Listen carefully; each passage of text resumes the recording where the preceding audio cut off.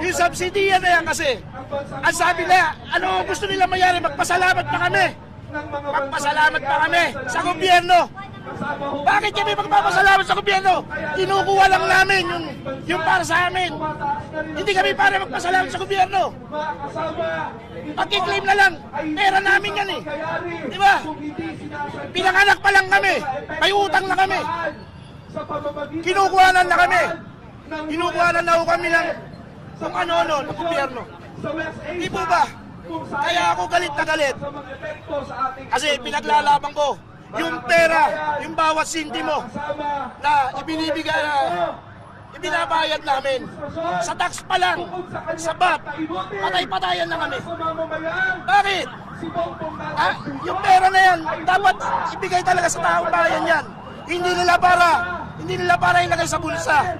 Kasi hindi pa sapat yung mga ninakaw nila.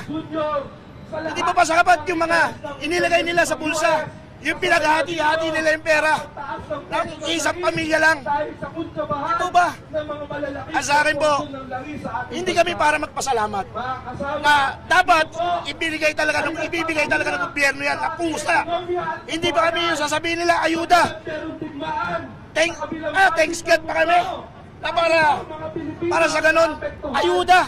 Kung sabihin ayuda, pag nakandara ba kami, hindi. Dapat kayo binabahay-bahay nga nila yan eh. Para maramdaman nila yung tao rito sa baba, sa laylayan.